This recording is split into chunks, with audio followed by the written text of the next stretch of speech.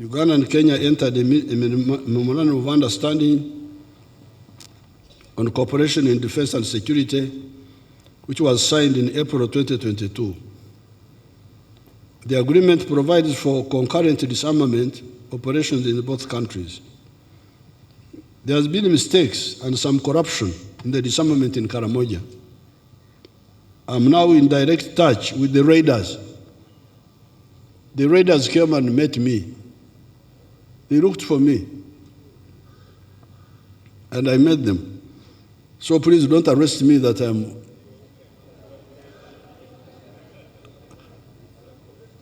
I am aiding and abetting the raiders. But these young people have their own issues. That issue is not so difficult to deal with. There have been so many mistakes by our own people. I'm now in direct touch with the raiders. Some have already come out. They came and I took them around. They visited all these places. They were putting on suits. When they arrived back in Kotiro, everybody could not recognize them. Totally changed. Some have already come out, and others seem to be ready to come out. The corrupt elements in the army that stole the money of the vigilantes will be punished. And so will all the corrupt that undermined the total peace we had achieved in Karamoja between 2007 and 2018. Because 2007, 2018, there was total peace in Karamoja. Everybody agrees. Then what happened? It was destabilized by mistakes of mainly our people, civilian and army. The Turkana of Kenya, those are also another problem. The Turkana of Kenya must stop entering Uganda with guns. And I do not want to hear even one incident of those people again raiding in Uganda if they want to stay here.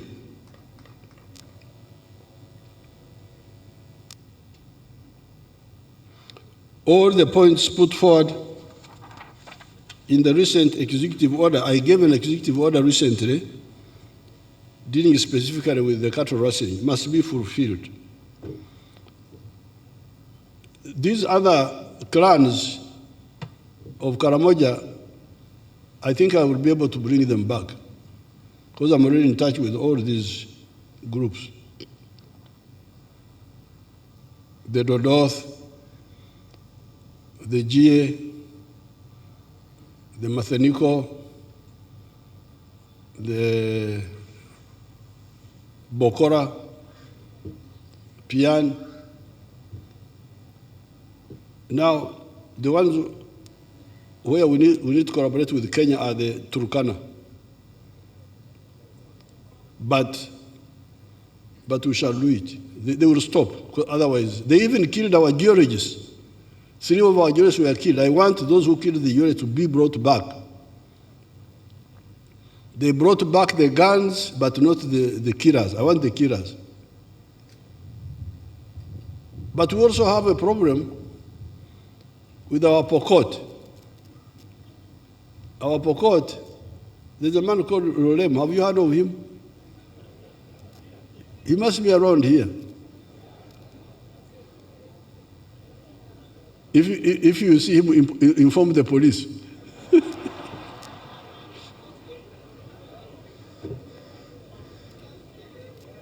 But Rolem, and who is the girl representing Pokot now? Amadat, who is the girl? Can I see how she looks like? Where is that girl? Come and I see you. I have not seen you.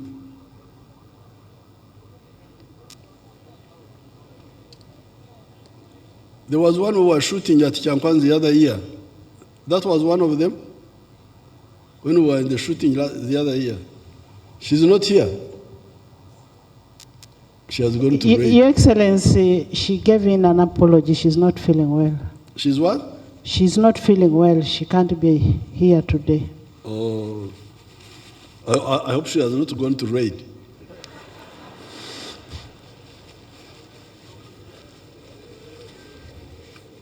Now, the Pokot, our Pokot here, must not continue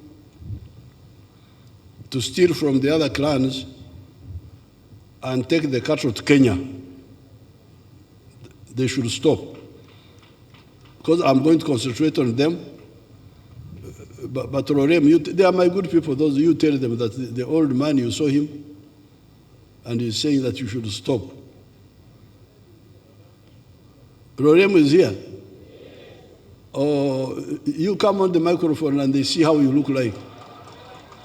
Where is Rorem?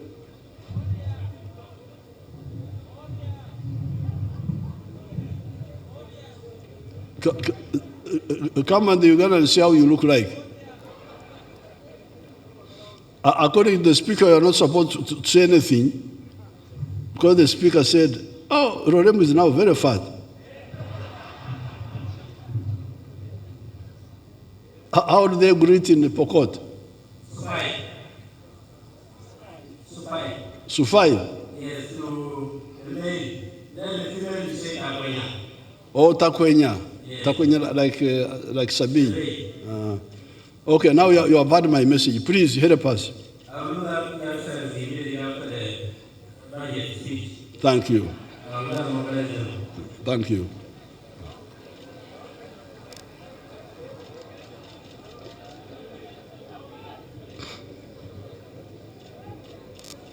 Operation Shujaa. Since the launch of the joint FADC UPDF operation, codenamed Operation Shujaa, in November 2021, a total of 109 SMGs, 5 light machine guns, 3 RPG tubes have been recovered. 508 ADFs combatants have been put out of action, killed. 50 captured alive, 90 abductees rescued, and 20 defectors received. In March 2023, UPDF put out of action 29 ADF rebels in Toroko district and recovered SMGs. They had invaded Uganda from Congo. The East African Community Heads of State conclave held in April 2022 resolved to establish and deploy the East African Community Regional Force to pacify Eastern Congo. Uganda has contributed a battle group to that regional force.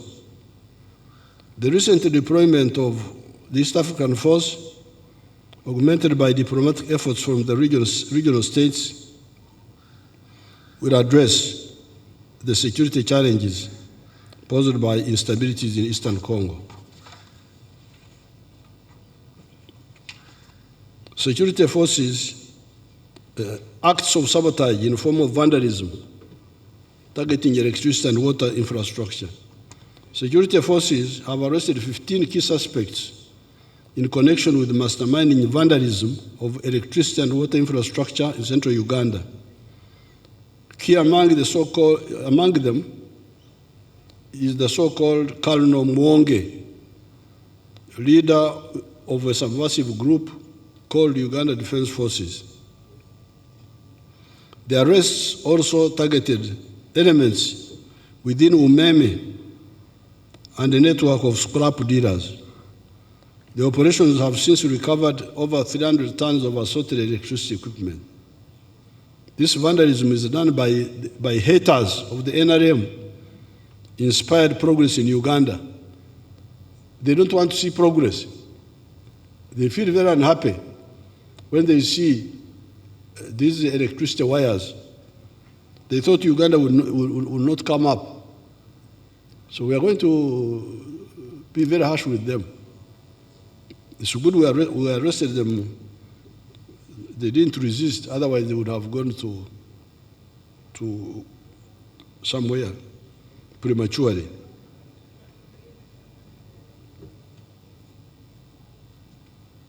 Those who are involved in this will feel sorry for their bankruptcy.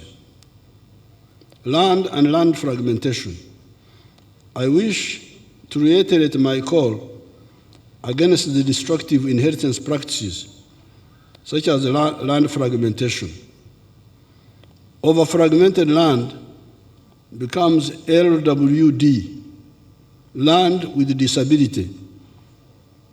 That is why, as back at the elections of 1996, in the NRM manifesto, we talked of the 4 acres model and as the medicine for those who had already fragmented family lands. Hence, the recommendation for the 7 activities of coffee, fruits, pasture for grazing, for zero grazing, poultry for eggs, food crops, piggery and fisher farmers for those near the wetlands. All these are products that can give good money even if they are done on a small scale. That is why we recommend them. There are, however, other products that the country needs but can only be done on a big scale. Which are these? They are cotton, maize, tea, sugarcane, beef, tobacco, etc. In fact, you cannot do the 7 without being assisted by these, e.g. maize for all animal feeds, for poultry, cattle, fish, in addition to humans and industry. The NRM has been recommending to you inheritance by shares, emigabo. You do not divide the property itself, but you divide what comes from the property, and you can aggregate your annual share and acquire your own property. Thereby, the family property is not only preserved, but it can be expanded, and moreover, all the shareholders can get their own separate properties from the original family one. Corruption. As regards fighting corruption and improving accountability of institutions, priority will be given to ensuring transparency, accountability, and anti-corruption measures across government systems by implementation of electronic government in especially procurement, health, education, and taxation. Doing things through the computer eliminates these meetings in hotels between government officials and business people, because that's where the corruption is. What are you going to discuss in the hotel? Why don't you send him a message on the computer? That's why e-governance is crucial. It will help. Fast-tracking the monitoring, the effective implementation of government programs. Strengthening the courts and case management systems through adequate staffing and digitalization. And implementation of other covert and overt efforts in the fight against corruption.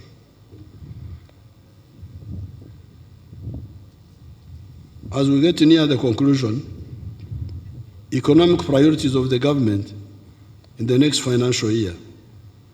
In the next financial year, 2023-2024, the following key strategic areas will be prioritized. Peace and security of person and property, number 1. Effective implementation of the parish development model and the MYOGA. Acquisition of right of way and starting the construction of the standard gauge railway, as well as finalizing the rehabilitation of the meter gauge railway. Number 4, investing in small-scale solar-powered irrigation systems to address climate change and ensure food security and eliminate the erraticness in agricultural production. Number 5, constructing transmission lines and power substations. 6, maintenance of both tarmac and man-made roads. 7, development of industrial parks to ease manufacturing. 8, support to medical schools and science-based research development. 9, expedite the development of the infrastructure for oil and gas production. 10, capitalization of the Uganda Development Bank and the Uganda Development Corporation.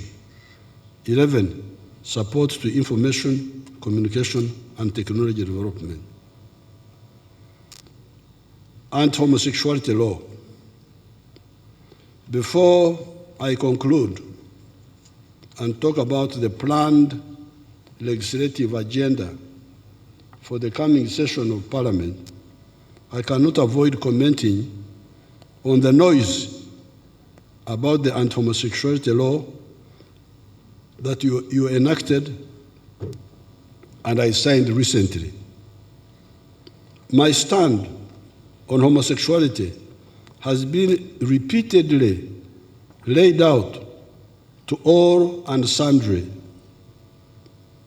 It starts with a few questions.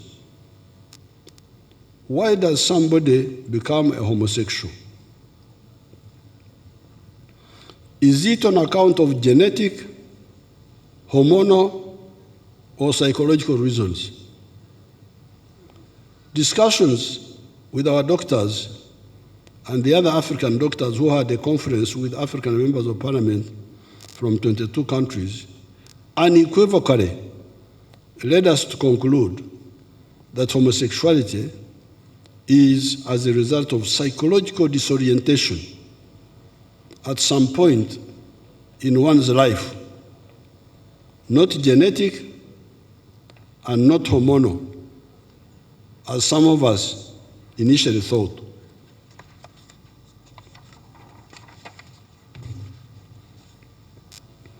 This conclusion that homosexuality is a psychological disorientation gives us a way forward,